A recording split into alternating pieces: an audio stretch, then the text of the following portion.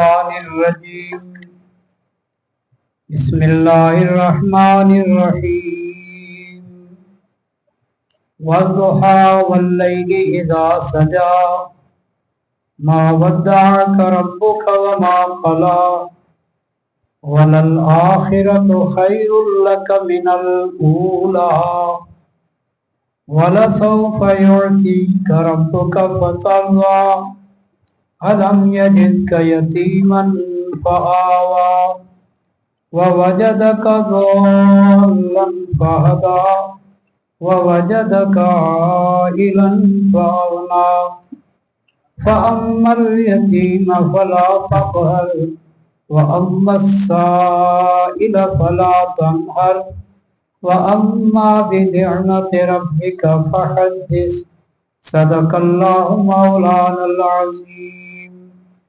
وبلغنا رسوله النبي الكريم ونحن على ذلك لمن الشاهدين والشاكرين والحمد لله رب العالمين یا رب صلی وسلم دائما ابدا علی حبیبک خیر الخلق کلہم۔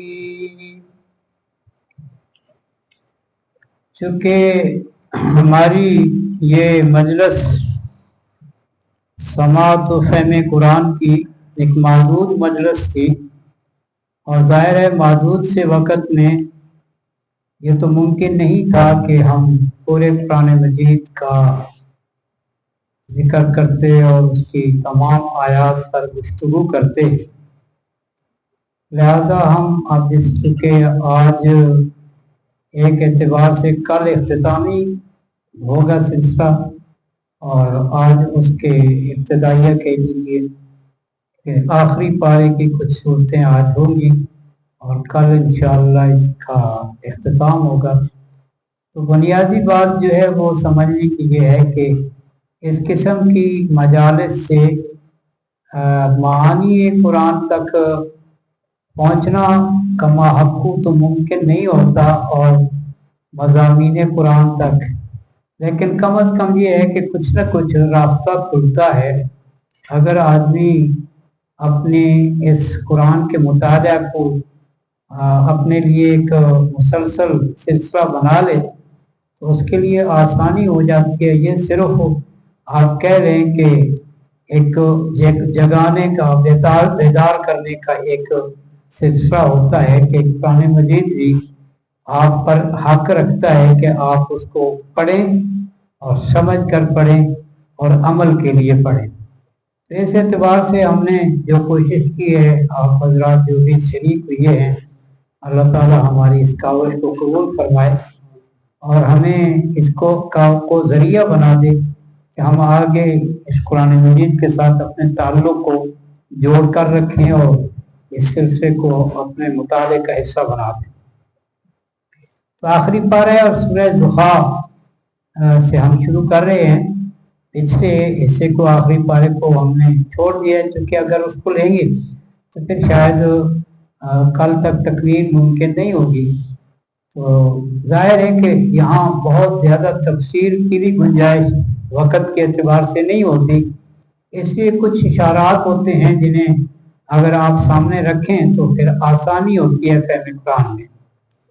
آخری پارے کو ایک خاص اعزاز یہ حاصل ہے کہ اس کے اندر زیادہ جو غالب موضوع ہے وہ ہے قیامت، مناظر قیامت اور انجام زندگی۔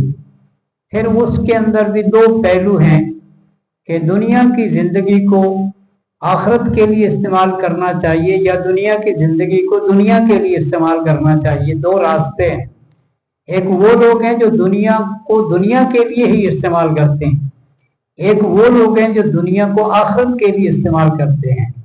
کامیاب گروہ وہ ہے کہ جو دنیا کو آخرت کے لیے استعمال کرتا ہے اور وہی فلاح پانے والے ہیں۔ دوسرا گروہ جو ہے وہ اس دنیا کے اندر اپنی ساری صلاحیتیں کھپا کر بھی ناکام رہتا ہے۔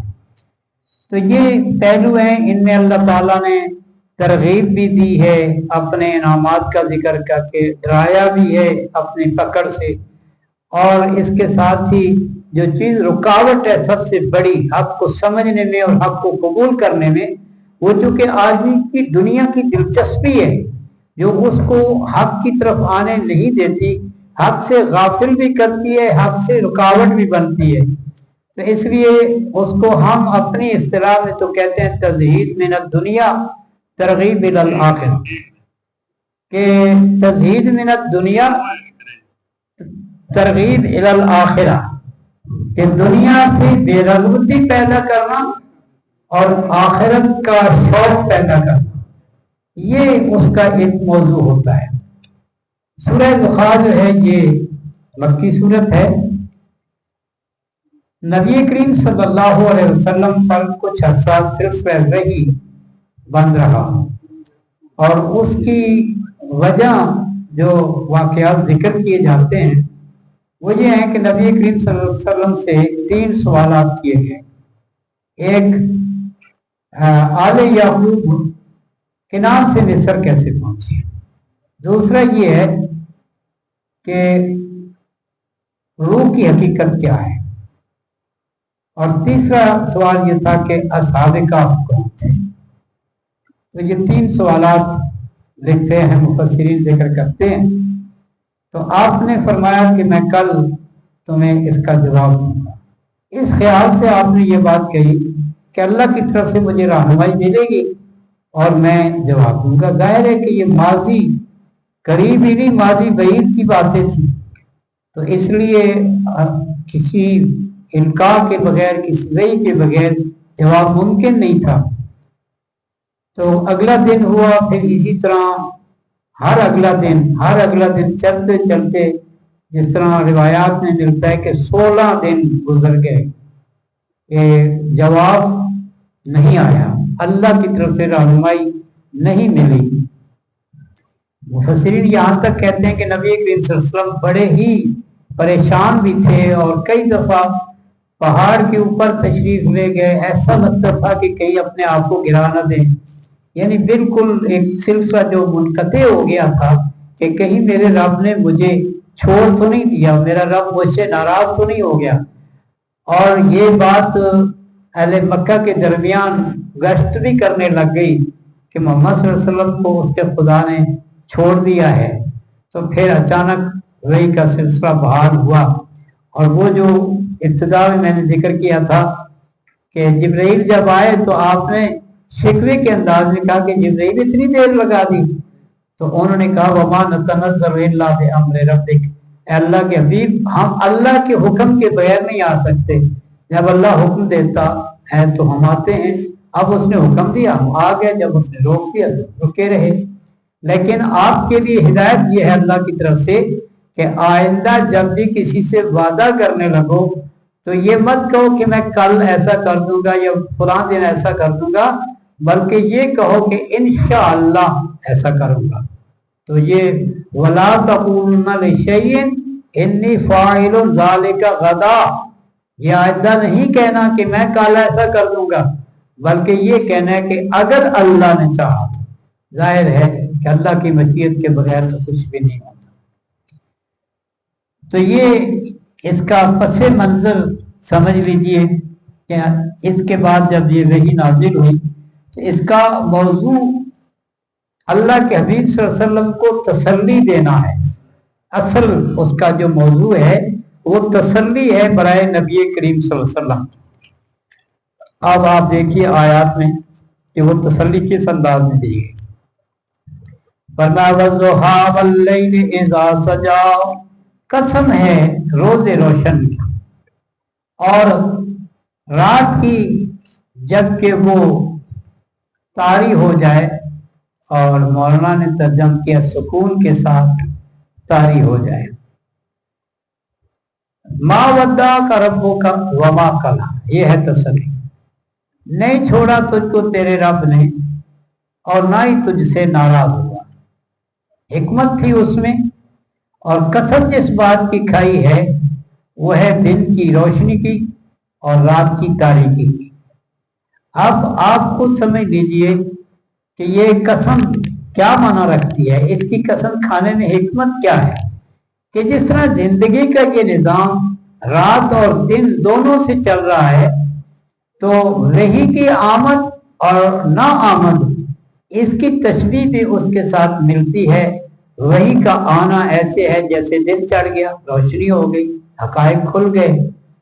और रात की तारीकी सुकून के लिए है, तो कुछ आपको मौका सुकून भी मिले। ऐसे नहीं कि मुसलसल वही आती रहे और आदमी को थोड़ा सा रेस्ट करने का भी मौका ना मिल सके। तो ये इसलिए इसकी कसम खाई, फरमाया मा वद्दाअका रब्बुका वमा कला वलल आखिरतु खैरुल लका मिनल ऊला।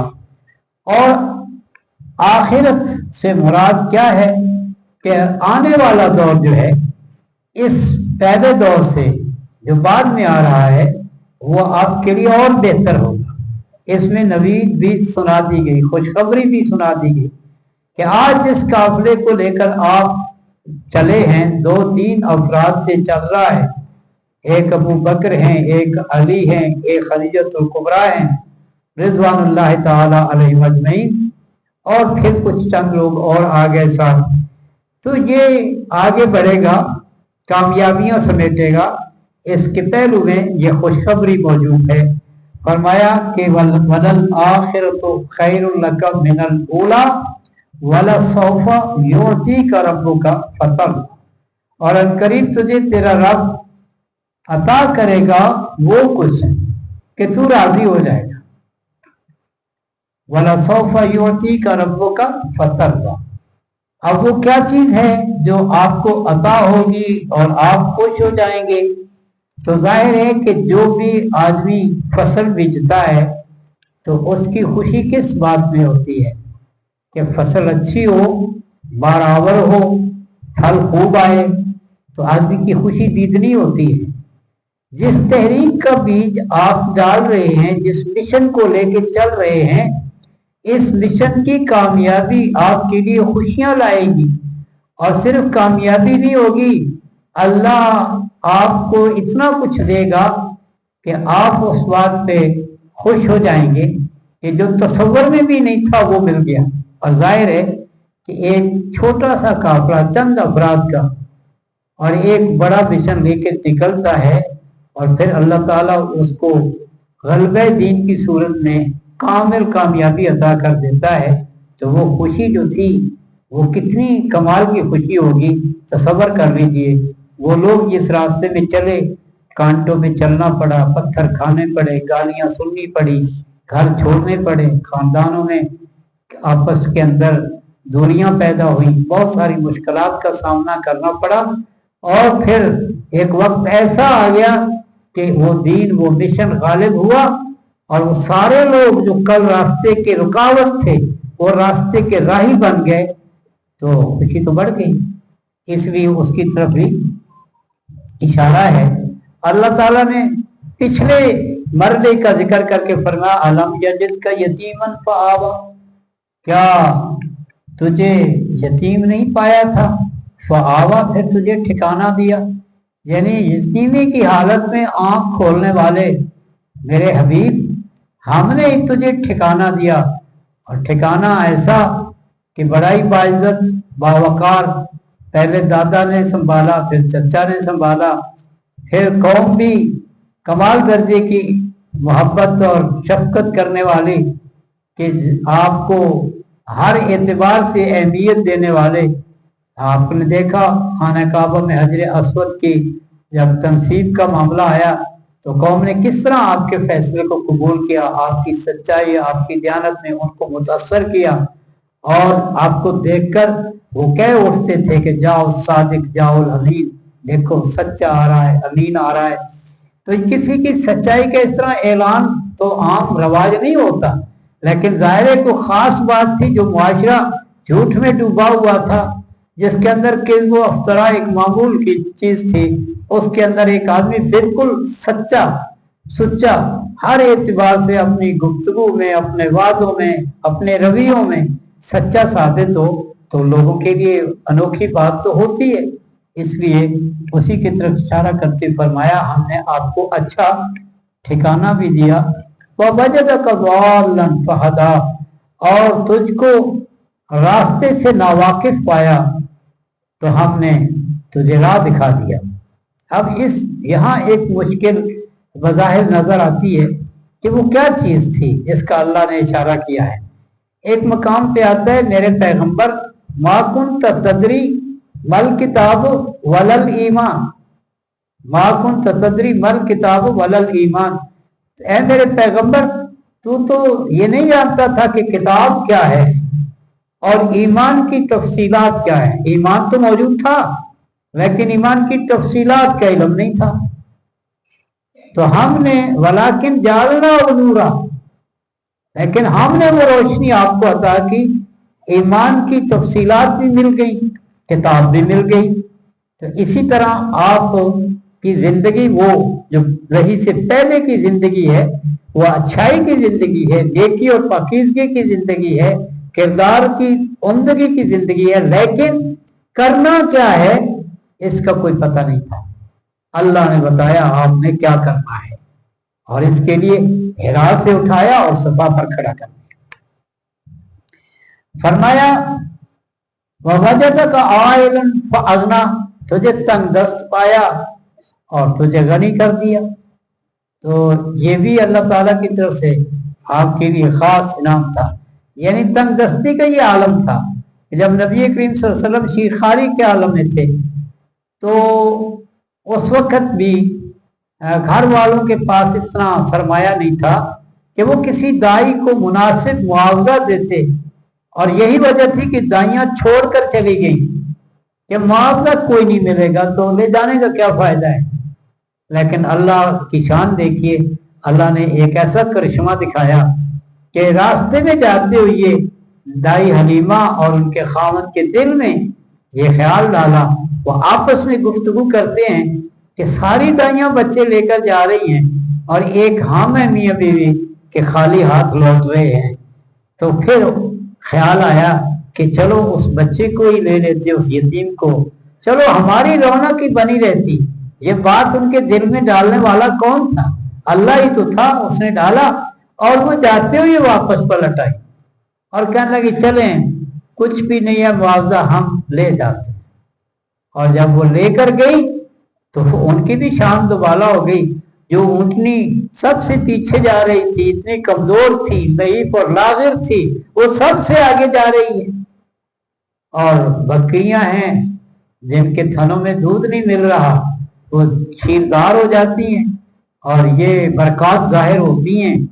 تو میاں بیوی حیران ہوتے ہیں، اور میاں بیوی حیران نہیں ہوتے، قافلے والے بھی حیران ہوتے ہیں کہ تمہارے سفر کرتے کرتے تمہارے دن بدل گئے، تمہاری غربت عمارت میں تبدیل ہونے لگی ہے۔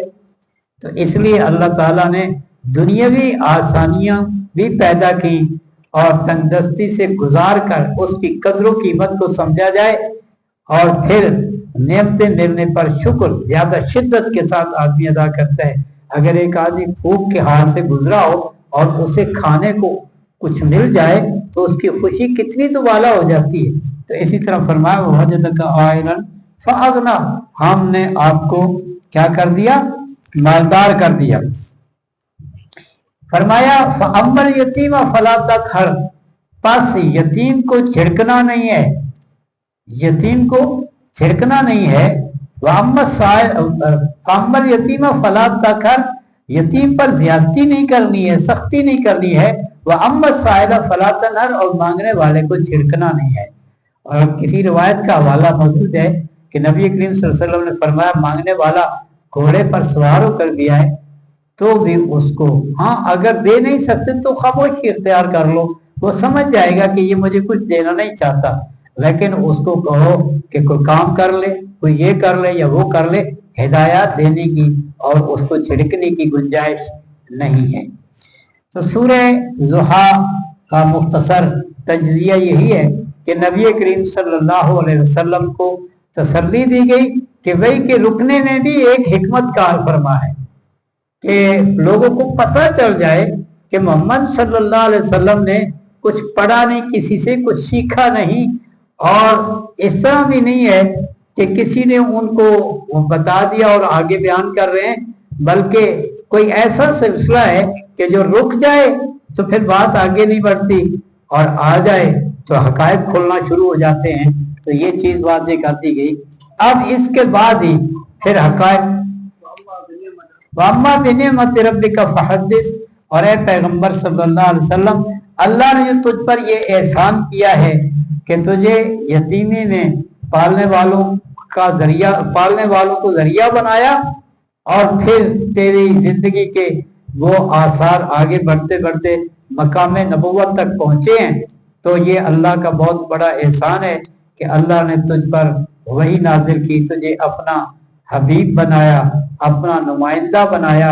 ये बहुत बड़ा एजाज है। तो इस पर फहद्दिस, वअम्मा बिनिअमति रब्बिका फहद्दिस, बस इस पर अल्लाह का शुक्र अदा कर और इसका इजहार कर। इसका इजहार क्या है कि अल्लाह ने नबूवत दी है, तो नबूवत के इस मिशन को लोगों के सामने पेश कर। ये इजहार शुक्र है कि अल्लाह ने जिस मिशन के लिए मुकर्रर किया वो मिशन लेके चल रहा हूँ, रात को भी दिन को भी, तंगी में भी, आसानी में भी, मुखालफतों में भी, मुआवनतों में भी, हर हाल में उस मिशन को आगे लेके चल रहे हैं। वही बात जो फरमाया, इन्ना सलाती व नुसुकी व महयाया व ममाती लिल्लाहि रब्बिल आलमीन। अब जो थोड़ा सा एक इजहार फरमाया, जी उसका जिक्र किया मैंने कि अल्लाह की सबसे बड़ी नेमत तो आप पर ये हुई कि अल्लाह ताला ने आपको मकाम नबूवत से सरफराज फरमाया। इससे बड़ी नेमत क्या हो सकती है? उस नेमत को बयान करने का और उसका शुक्र अदा करने का तरीका ये है कि कार नबूवत को पूरी तवज्जो के साथ, पूरे लगन के साथ लेके चलते रहिए। यही उसका बयान करना है, यही उसका शुक्र करना है। बिस्मिल्लाहिर्रहमानिर्रहीम। अलम नशरह लका सदरक, एक मजीद तसल्ली और इत्मीनान के लिए कि क्या हमने तुम्हारा सीना खोल नहीं दिया? किसके लिए? वही के लिए। फरमाया अलम नशरह लका सदरक व वज़अना अन्का विज़रक। और एक फर्क थोड़ा सा यूं भी तकाबुल देख लीजिए कि मूसा अलैहिस्सलाम को नबूवत मिलती है तो वह कहते हैं रब्बि इशरह ली सदरी, रब्बि इशरह ली सदरी, ए मेरे रब मेरा सीना खोल दे। और सीना खुलेगा, अंदर वो मफाहीम मज़ामीन दाखिल होंगे, उस सीने के अंदर मुंतकिल होंगे, तो फिर आगे वो नशर होंगे। लिहाजा पहला तो है कि सीना खुले कि जिसके अंदर वो मज़ामीन और वो पैगाम मुंतकिल हो जाए, और फिर उसके बाद जो है आगे उसको बढ़ाने के लिए जुबान का इस्तेमाल। फरमाया अलम नशरह लका सदरक व वज़अना अन्का विज़रक, और हमने तुझसे वो भारी बोझ उतार दिया जो तुम्हारी कमर तोड़े डाल रहा था। तो वो भारी बोझ से क्या मुराद है? यानी वही का ना आने का जो सिलसिला था वो भी आपके लिए एक बोझ था कि आप परेशान थे। और रिवायात ये कहती हैं कि कभी कभी आपके दिल में आता था कि खुदकुशी कर लो। तो इस हद तक यानी आप परेशान थे, और ये सारी बात आपके ज़हन पर एक बोझ बनी हुई थी, आपके दिल के ऊपर, दिमाग के ऊपर इस तरह हावी थी कि अचानक मुझे बिल्कुल छोड़ दिया गया है, कोई राब्ता नहीं है, कोई सिलसिला नहीं है। तो फरमाया कि फिर हमने वो बोझ भी आपसे उतार दिया और आपका सीना खोल दिया। फरमाया कि वरफाना लका ज़िक्रक, और हमने तेरे जिक्र को बुलंद कर दिया। अब ये दौर तो वो है कि बिल्कुल आगाज का है, लेकिन चर्चा इतना ज्यादा है कि काफिले आ रहे हैं, काफिले जा रहे हैं, उनमें भी जिक्र हो रहा है कि मक्का में एक शख्स ने नबूवत का दावा किया है। यानी तज़किरे फिर भी हो रहे हैं, मुखालफत के अंदाज में भी जिक्र हो रहा है और मुआफ़क़त के अंदाज में भी जिक्र हो रहा है। हजरत अबू ज़र रज़ी अल्लाह तआला अन्हु उन्हीं के गालबन जिक्र में ये बात मिलती है कि उनके भाई ने उनको बताया, वो अपने कबीले में थे, कि मक्का में एक शख्स है जो वही बात कहता है जिसके लिए तुम भी जिक्र करते रहते हो कि ये बुतों के हम क्यों पूछते हैं। सवाल तो मौजूद था, जवाब मौजूद नहीं था, तो वो तुम्हें शायद इसकी कोई तफसील बता सके। और फिर वो चले, मक्का आए, नबी करीम सल्लल्लाहु अलैहि वसल्लम से मुलाकात हुई और ईमान ले आए। तो इसलिए ये वरफा नाला का जिक्र, ये आगाज के अंदर उतरने वाली सूरत बता रही है कि वो भी आपका दौरे रफत ही था कि मक्के के बच्चे बच्चे की जुबान पे ये बात फैल गई कि मोहम्मद सल्लल्लाहु अलैहि वसल्लम कहते हैं कि मैं अल्लाह का नुमाइंदा हूँ। नबी कौन होता है? अल्लाह का नुमाइंदा होता है। और फरमाया कि यह सफारत बैन अल्लाह व बैन अल-अब्द, कि रिसालत और नबूवत क्या है? बंदे और खुदा के दरमियान नुमाइंदगी का नाम है, सफारत का नाम है। तो अल्लाह ने अपना नुमाइंदा बना लिया, वरफाना लका जिक्र।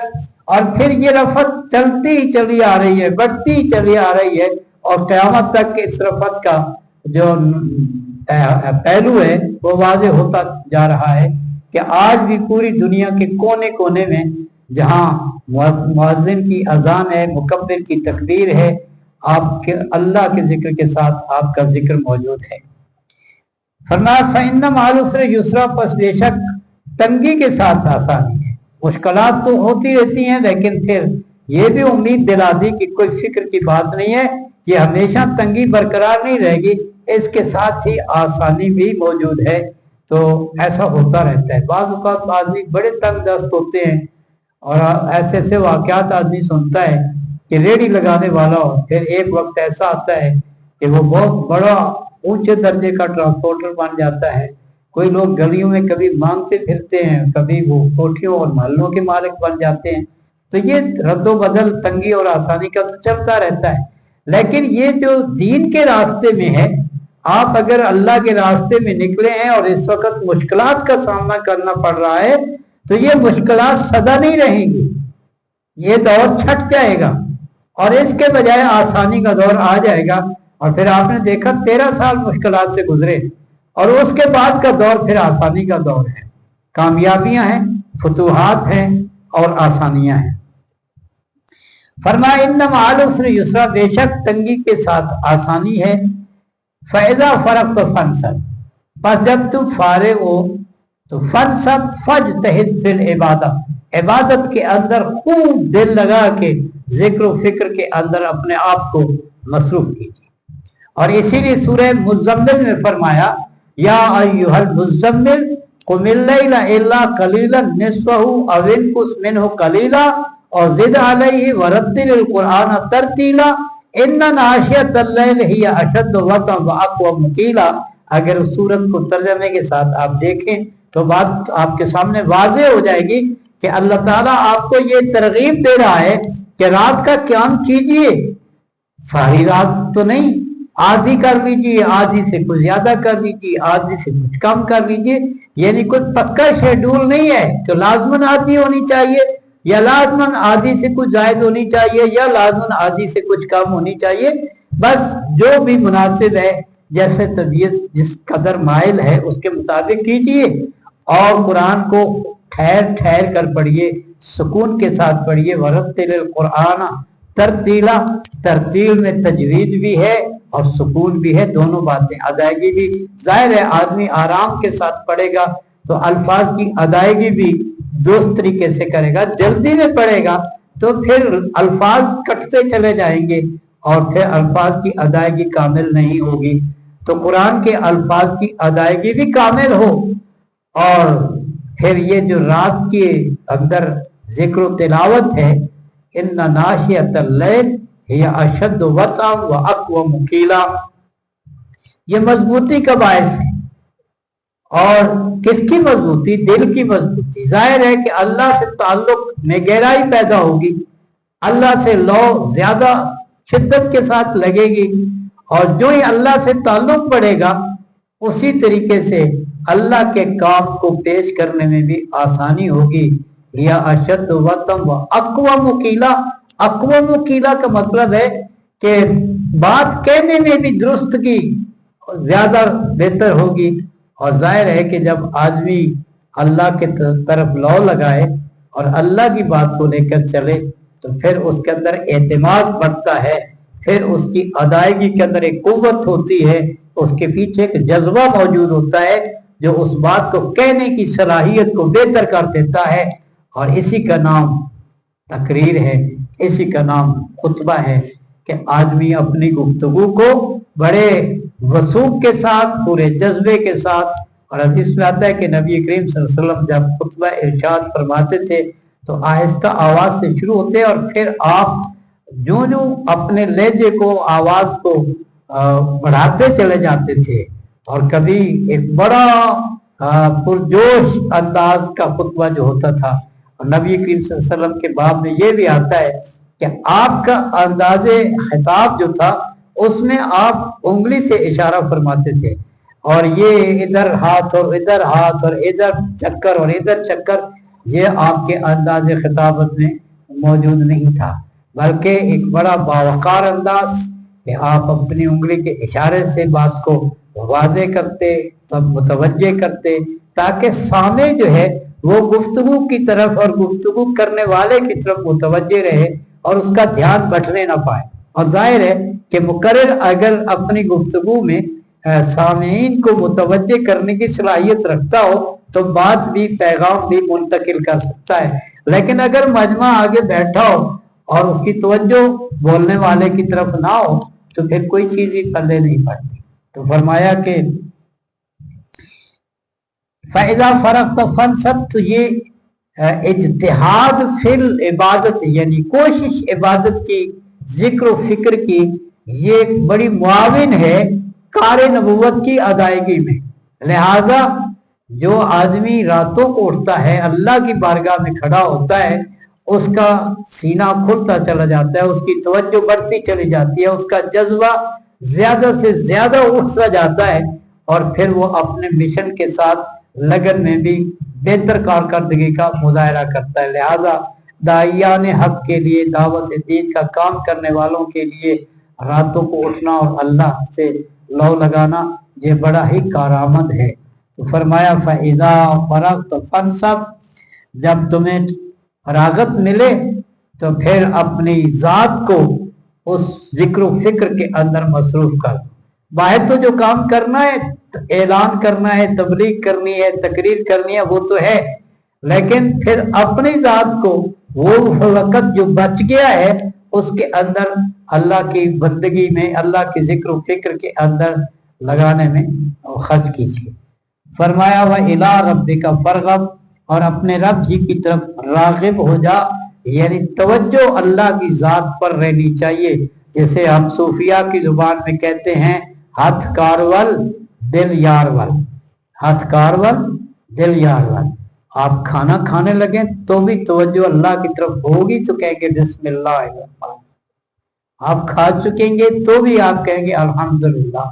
تو یہ توجہ ہے نا، یا اللہ کی طرف آدمی کی رغبت ہر کام کے اندر اس کا نام لینے پر آمادہ بھی کرتی ہے اور قائل بھی کرتی ہے۔ اس کے بعد سورہ 3 ہے، سورہ زخرف میں اللہ نے اپنے حبیب کو تسلی دی کہ ہم نے چھوڑا نہیں، اور سورہ علم نشرح میں بتایا چھوڑا ہی نہیں، بہت کچھ آپ کو دینا چاہتے ہیں اور دیا ہے، اور آپ کا سینہ کھول کر آپ کو اس کام کے لیے اپنا تیار کیا ہے۔ اب سورہ 3 کے اندر یہ بتایا جا رہا ہے کہ یہ بھی مکی صورت ہے، اور اس کا جو موضوع ہے وہ یہ ہے کہ کامیابی کا راستہ کیا ہے، اور یہ مشن کی بات ہے جس کے لیے آپ کو اٹھایا گیا، آپ کو اس کے لیے وحی کا مرکز بنایا گیا، آپ کے قلب مبارک کو، اور اس کے ذریعے سے آگے بات کو جایا گیا۔ فرمایا بسم اللہ الرحمن الرحیم، والتین، قسم ہے انجیل کی، والزیتون، اور زیتون کی۔ تین انجیل کو کہتے ہیں، جہاں عیسیٰ علیہ السلام کی پیدائش ہوئی تو وہاں کہتے ہیں کہ انجیل کا درخت تھا، اور زیتون کا، تو شاید اسی حوالے سے اس بات کو ذکر کیا گیا۔ طور سینی وہ مقام ہے جہاں موسیٰ علیہ السلام کو نبوت ملی، किताब मिली, तो वो भी बड़ा एक अजमत वाला मकाम है। वहाजल बलदिल अमीन, और ये शहर अमन वाला मक्का, जिसे अल्लाह ने पहला घर अपना अता किया। इन्ना अव्वल बैत बुनिया लिन्नास लल्लज़ी बिबक्कत मुबारका, कि जो मक्का मुबारक है उसके लिए पहले ही लफ्ज़ इस्तेमाल किया बरकत वाला।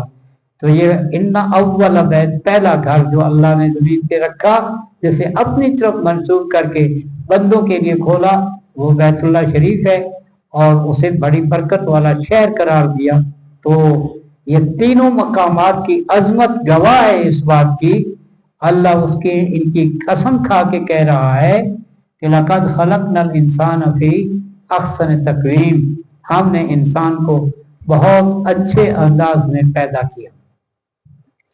अब ये जो बात कही गई कि बहुत अच्छे अंदाज में पैदा किया, इसके अंदर पहलू ये मौजूद है कि इंसान खिलकतन साहिब करामत है, और फितरतन वो एक ऐसा मकाम रखता है। फरमाया कुल्लु मौलूदी यूलदु अलल फितरा, हर पैदा होने वाला फितरत पर पैदा होता है। फितरत क्या है? इस्लाम है। फितरत क्या है? कि अपने खालिक को मालिक का शुक्रगुजार बने। फितरत क्या है? कि अपने खालिक को पहचाने भी, अपने मालिक को पहचाने भी, और उसका शुक्र भी अदा करे। ये फितरी रास्ता है। जाहिर है कि अल इंसान अब्दुल एहसान, इंसान जो है एहसान का बंदा है, जो एहसान करेगा उसका बंदा है। तो सबसे बड़ा एहसान किसका है? जिसने हमें जिंदगी दी, जिसने हमें जमीन पे बसाया, जिसने अपनी नेमतों से नवाजा। उसकी नेमतें बेशुमार, उसके नामात की कोई हद व इंतहा नहीं। तो फिर शुक्र का रास्ता इख्तियार करना चाहिए, कुफर का रास्ता इख्तियार नहीं करना चाहिए। तो इसलिए ये बात समझा दी कि हमने खिलकतन किसी को बुरा पैदा नहीं किया। तख्लीकन कोई इंसान भी बुरा पैदा नहीं होता। कुल्लु मौलूद यूलदु अलल फितरा फअबवाहु युहव्विदानिही और युनस्सिरानिही और युमज्जिसानिही, उसके माँ बाप फिर उसको जिधर चाहते हैं फेर देते हैं, अच्छाई की तरफ या बुराई की तरफ, यहूदियत की तरफ या ईसाइयत या मजूसियत की तरफ ले जाए, या इस्लाम और ईमान के रास्ते पर ले आए। तो फिर माँ की गोद के पहला मकतब होता है, घर उसका पहला मदरसा होता है। तो जहां वहां से उसको जो चीज मिलती है उसी को लेके चलता है। फरमाया सुम्मा रददनाहु अस्फल साफिलीन, पैदा वो बुरा नहीं होता, हो बुरा जाता है, फिर हम उसको फेर देते हैं अस्फल साफिलीन की तरफ। जब वो नाशुक्री का रास्ता अपनाता है तो वो पस्तियों की तरफ चला जाता है। अस्फल साफिलीन, नीचे का नीचा। अस्फल साफिलीन क्या है? नीचे का नीचा, यानी इंतहा का पस्ती जो है उसकी तरफ धकेल देते हैं उसको। और कुफर पस्ती है और ईमान उलूब है, बरतरी है। तो इसलिए फरमाया सुम्मा रददनाहु अस्फल साफिलीन, इस पस्ती से महफूज कौन है? फरमाया इल्लल्लज़ीना आमनू, वो लोग महफूज हैं सिवाय उन लोगों के जो ईमान लाए, सिवाय उन लोगों के। अस्फल साफिलीन से बचने वाले सिर्फ वो लोग हैं जो ईमान लाए, व आमिलुस सालिहात, और अच्छे अमल भी किए। दोनों बातें साथ जुड़ी हैं, ईमान और अमल सालिह। जहां भी कहा गया बिल अमूम यही तरीका रखा गया है। कुरान का अंदाज समझाने का यही है, बताने का यही है कि सिर्फ ईमान काफी नहीं है, ईमान के मुताबिक अमल होने चाहिए। ईमान तो सिर्फ अकीदे का और फिक्र का नाम है, अमल आदमी के रवैये का नाम है। तो रवैया भी उस ईमान के मुताबिक होना चाहिए।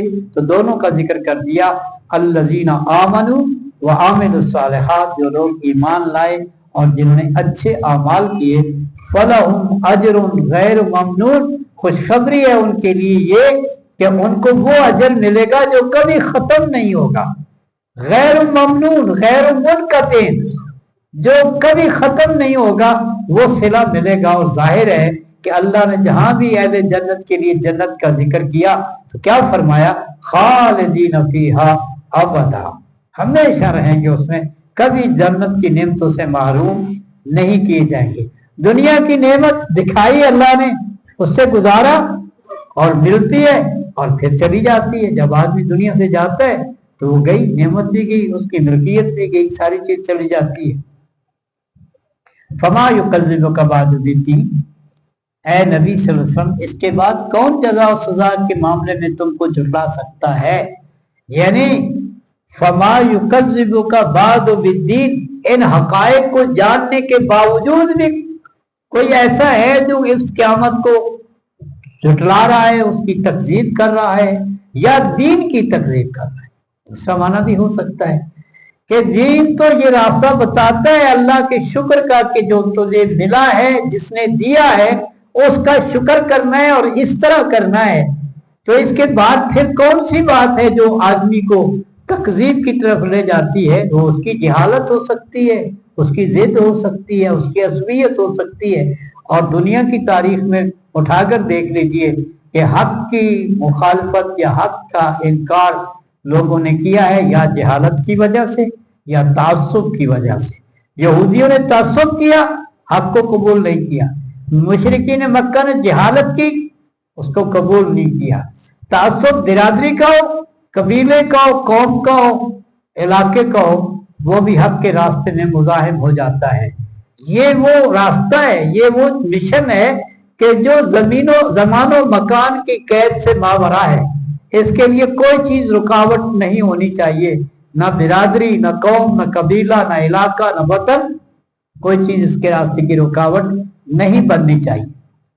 فرمایا الیس اللہ باحکم الحاکمین، کیا اللہ سب سے بہتر فیصلہ کرنے والا نہیں ہے؟ اور اس سے بہتر فیصلہ کون کر سکتا ہے جس کا ہر فیصلہ حق پر مبنی ہے، انصاف پر مبنی ہے، نا انصافی کا کوئی شائبہ تک بھی نہیں ہے. تو اس سے بہتر فیصلہ کون کر سکتا ہے؟ الیس اللہ، کیا نہیں ہے اللہ باحکم، سب سے بڑھ کر فیصلہ کرنے والا، الحاکمین، حاکمین میں سے، فیصلہ کرنے والوں میں سب سے بہتر فیصلہ کرنے والا پھر اللہ کے سوا کون ہو سکتا ہے؟ اللہ ہی کا فیصلہ سب سے بہتر ہے اور وہی سب سے بہتر فیصلہ کرنے والا ہے. سورہ علق، اب اس کا فیصلہ، یہ بھی تو اس کا فیصلہ ہے کہ اس نے وحی نازل کی، کتاب نازل کی، پیغمبر مقرر کیے. تو سورہ علق جو ہے یہ پہلی سورت ہے جو نازل ہوئی، پہلی وحی نازل. اس کا پہلا حصہ جو ہے وہ بالکل ابتدائی وحی ہے. اور غار حرا کے اندر بڑی معروف بات ہے، سیرت پڑھنے والوں کو پتہ ہے کہ نبی کریم صلی اللہ علیہ وسلم بت پرستی سے نالاں ہو کر، بت پرستی سے بیزار ہو کر کہ لوگ کیا کرتے ہیں. کہتے ہیں ایک عرب شاعر تھا اور سلیم الفطرت تھا، یعنی یہی ہے فطرت، کہ وہ لوگوں کو دیکھتا تھا کہ خود گھڑتے ہیں بت، پھر ان کو آگے رکھ کے پوجا شروع کر دیتے ہیں. یہ کیا کرتے ہیں؟ اس کی سلیم الفطرتی کا اظہار یہ ہوا کہ اس نے برملا کہا، ارب واحدا عمل فرب ادین اذا تقسمت الامور، کیا ایک رب بہتر ہے؟ یہ بہت سارے رب بہتر ہیں. وہ بھی کوئی دین ہے جس میں شعبے تقسیم ہو جائیں. یہ دیوتا جو ہے یہ اولادیں دیتا ہے، یہ جو ہے یہ صحت دیتا ہے، یہ جو ہے یہ روٹی پانی دیتا ہے، یہ جو ہے یہ نوکری وغیرہ لگوا دیتا ہے. یعنی انہوں نے ہر بت کے لیے الگ الگ خصوصیات رکھی ہوئی تھی. کسی کا فلاں کام کرنا ہے تو اس بت کے پاس جاؤ، دوسرا کرنا ہے تو اس کے پاس جاؤ، اور اس کے پاس نہ جاؤ جو سارے کام کرتا ہے.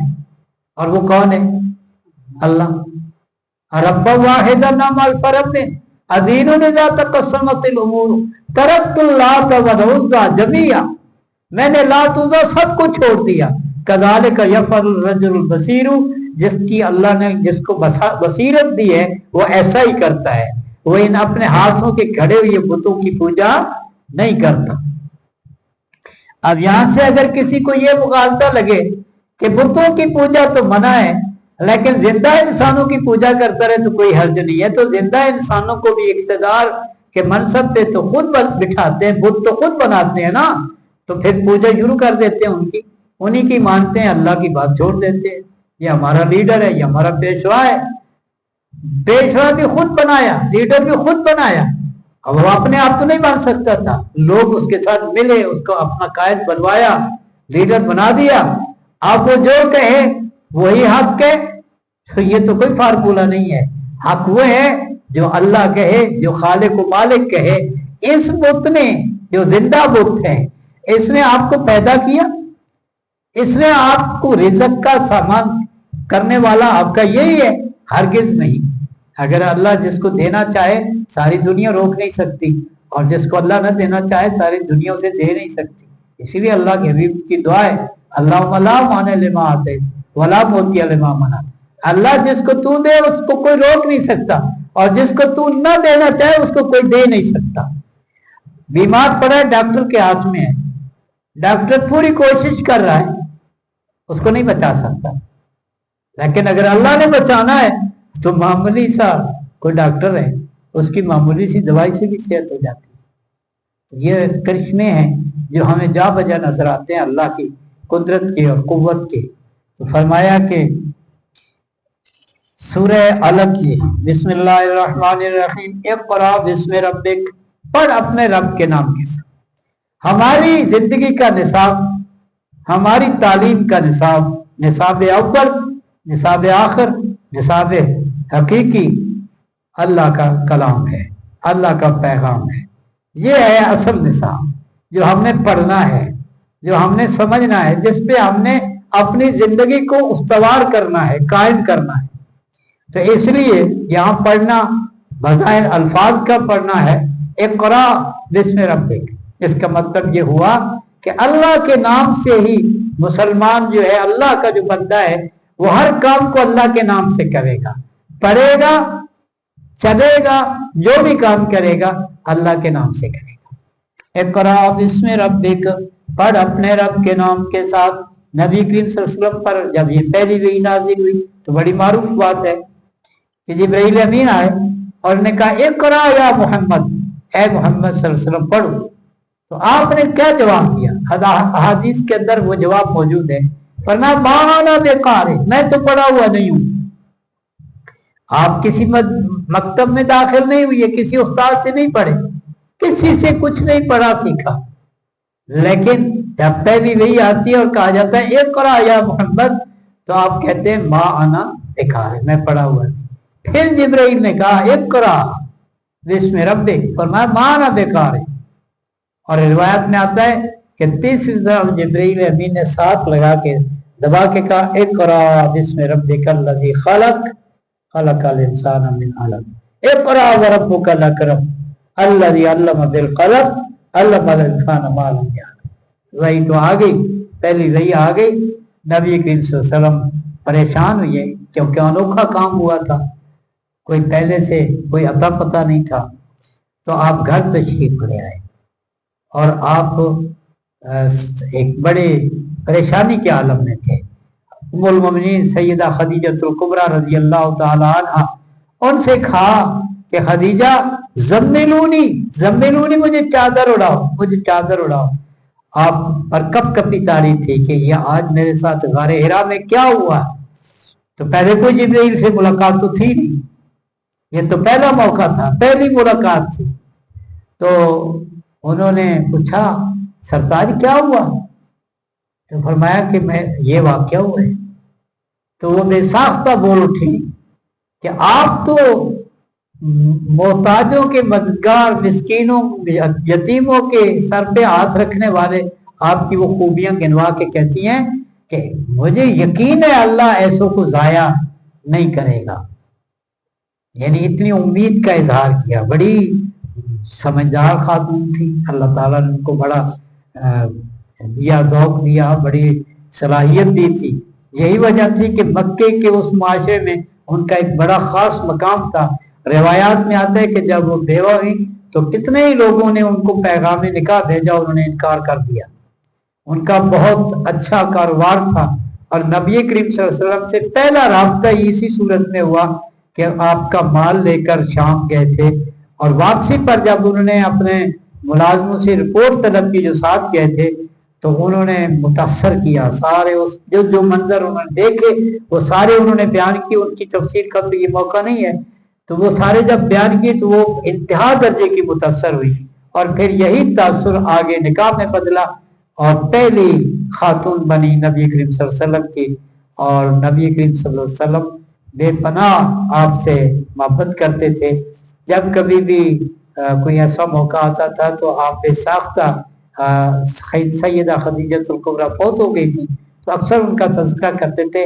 ام المؤمنین سیدہ عائشہ رضی اللہ عنہ فرماتی ہیں کہ مجھے سب سے زیادہ جو چیز پنگ کرتی تھی وہ یہ تھا کہ جب بھی کوئی بات ہوتی تو آپ خدیجہ الکبریٰ کا حوالہ لے آتے تھے، یعنی اتنی یاد دلوں میں بسی ہوئی تھی۔ تو مجھے بڑا عجیب لگتا تھا کہ میں بھی موجود ہوں اور پھر بھی خدیجہ الکبریٰ کا حوالہ جو ہے وہ ذکر ہو رہا ہے۔ تو یہ انہوں نے بے پناہ یعنی اپنا سارا مال دے دیا کہ یا رسول اللہ یہ مال اب آپ کا ہے۔ آپ نے وہ سارا مال یتام مسکینوں میں محتاجوں میں تقسیم کر دیا، اس سے آگے کوئی اپنی امارت کا سلسلہ قائم نہیں کیا۔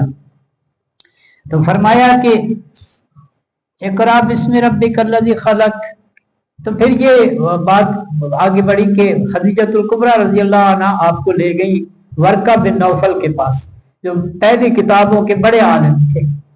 تو جب ان کے سامنے یہ سارا قصہ رکھا اور ورقہ نے آپ کو مخاطب ہو کر کہا کہ آپ مجھے سارا واقعہ خود بتائیں، تو انہوں نے جب سارا واقعہ وہ آپ صلی اللہ علیہ وسلم نے بتایا تو وہ کہنے لگا مبارک۔ میں کہا کیسی؟ میں کہا اللہ آپ کو کسی بڑے کام کے لیے منتخب کرنے والا ہے، منتخب کر رہا ہے۔ تو پھر ساتھ ہی ایک تعصف کا اظہار بھی کیا، کاش میری زندگی وفا کرتی کہ میں وہ منظر دیکھتا اور میں آپ کا ساتھ دیتا جب آپ کی قوم آپ کو گھر سے نکالے گی۔ تو آپ کو بڑا تعجب ہوا، آپ نے کہا ورقہ میری قوم مجھے گھر سے کیوں نکالے گی؟ وہ تو میرے آگے اپنی پلکیں بچھاتی ہے، میرا اتنا احترام کرتی ہے، میرے ساتھ اتنی محبت رکھتی ہے، سارا مکہ میرے ساتھ اسی طرح کا رویہ رکھتا ہے۔ تو فرمایا جب بھی کوئی اللہ کا بندہ اللہ کا یہ پیغام لے کر آیا ہے کسی قوم کے پاس تو قوموں نے ان کے ساتھ یہی سلوک کیا، آپ کے ساتھ بھی ایسا ہی سلوک ہوگا۔ فرمایا الذی خلق، جس نے پیدا کیا، خلق الانسان من علق، پیدا کیا انسان کو من علق جمے ہوئے لہو سے۔ ظاہر ہے کہ وہ جو انسان کا سلسلہ تخلیق ہے اس میں ایک مرحلہ وہ بھی آتا ہے جب یہ پانی خون کی شکل اختیار کرتا ہے، خون جمتا ہے، پھر وہ اس کے اندر وہ سارے اعضاء بننا شروع ہو جاتے ہیں حتیٰ کہ وہ پھر کامل بچے کی صورت میں تخلیق میں آ جاتا ہے۔ تو علق جمع ہوئی لہو کو کہتے ہیں۔ اقرا وربک الاکرم، پڑھ اور تیرا رب بڑی شانوں والا ہے۔ الذی علم بالقلم، وہ جس نے سکھایا قلم کے ساتھ۔ علم کا قلم سے بڑا گہرا تعلق ہے۔ حدیث میں آتا ہے کہ اللہ نے قلم کو کہا لکھ ما کانا ما کائنن، جو بھی ہوگا نا، جو ہے اور جو ہوگا سب لکھ دے۔ قلم نے لکھنا شروع کر دیا۔ حدیث کے الفاظ ہے پھر جب وہ لکھ چکا جف القلم، قلم کو توڑ دیا گیا۔ یہ ایک کنایا بھی ہو سکتا ہے اور قلم واقعتاً قلم کی کوئی صورت بھی ہو سکتی ہے، لیکن یہ ضرور ہے کہ قلم اور علم میں بڑا گہرا تعلق ہے، قلم اور علم میں بڑا گہرا تعلق ہے۔ تو اللہ نے اس کا حوالہ دیا الذی علم بالقلم علم الانسان ما لم یعلم، انسان کو وہ کچھ سکھا دیا، وہ بتا دیا جس کا اسے کوئی پتہ بھی نہیں تھا۔ کلا، ہرگز نہیں، ان الانسان لیطغی، انسان سرکشی کرتا ہے، بڑا سرکش ہے، یعنی بجائے اس کے کہ شکر کرے نافرمانی پہ آ، عمومی رویہ یہی ہے۔ وَقَلِيلٌ مِّنْ عِبَادِيَ الشَّكُورُ، اللہ